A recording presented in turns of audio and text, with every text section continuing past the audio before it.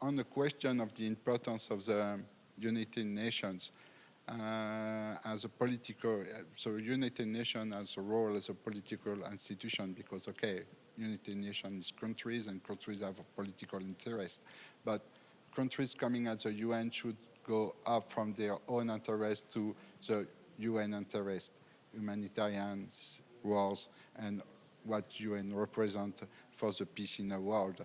But sometimes, okay, countries are more interested to influence UN for their own interest than for the mankind interest. And so, as I said, UN is three parts. There is countries, there is an institution of the UN, and there is us, the third United Nations, the civil society. And today's event showed that, okay, we can work together. And sometimes politicians are followers too. If we show the example, they will follow it. As soon our example is becomes the norm, it's become what they cannot avoid to look. So start to be the changement as a civil society, and politician followers will follow us. I mean, the main problem of the UN mechanism for reaching peace and peacemaking is that they do not give any time limit for reaching a peace agreement within the warring parties, for the parties involved in the armed conflict. I think there is a paradigm or concept missing. The concept missing is that UN accepted use of force as a peace enforcement, but only use of force. But there are other mechanisms like Syria, for example, the Syrian-led solution, they didn't give any time limit. They didn't ask for a success, which means the case of ongoing negotiations for a new constitution, which means a legal right for them not to get into consensus. So if there is no success, even a CEO in a capitalist world, a holding leader will ask success. Will never ask for years of negotiations for anything, but years of negotiations turned to be a Switzerland tourism tour for the people in general coming to Geneva for the new constitution in Syria. And if the UN accepted a human rights-based approach for peace talks for Syria, the first right for the human rights is the right to live, and they should have put a time limit, and they have to prepare a plan action. If not, the peace proposal must be a temporarily constitution to be prepared subject to Chapter 8 of the UN Charter with the decision of some states till they are to reach a consensus of the new constitution. But also, the UN had given a legal right to spoil the peace for the parties when asking 100% consensus for the new constitution. In the world, even inside a peaceful country like Switzerland, no referendum had been accepted by 100%. And when they ask for a legitimate aspirations of the all peoples, the wording gives the parties to refuse to anything. And now there is the reality that there are not the representatives of the civil society, but mostly some are the representative of the non-state armed groups, warring parties under different names, and they don't want to get into peace because peace means the point of no return till they are to get their war aims, political and militarily on the territory. They will fight forever, and the war is financed in a way or other in Syria, and the UN must change not only for Syria but for the world the meaning of enforcement measures to be used other than use of force that has been made in the past. Thank you very much.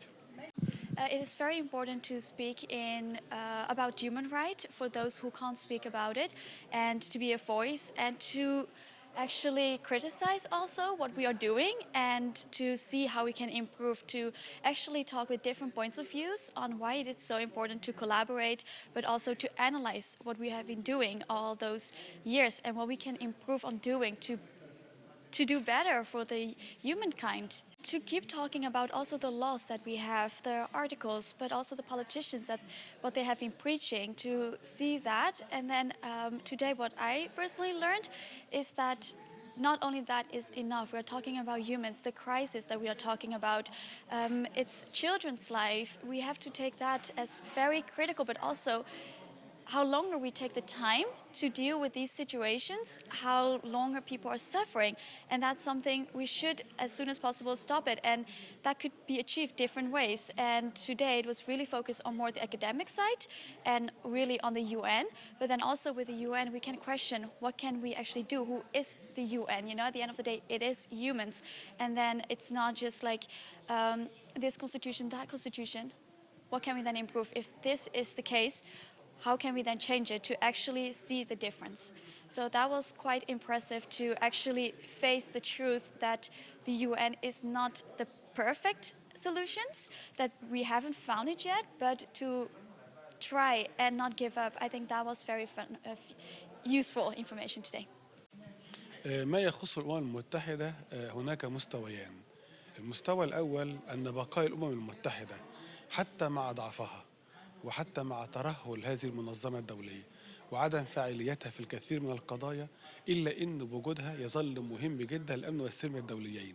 هي عنوان على أنه ربما نصل إلى ما هو أفضل، عنوان على أننا منعنا قدر الإمكان بعض الحروب والأزمات الدولية، فتظل الأمم المتحدة رغم الإحباط العالمي من مستوى الأداء مهم جدا وجودها.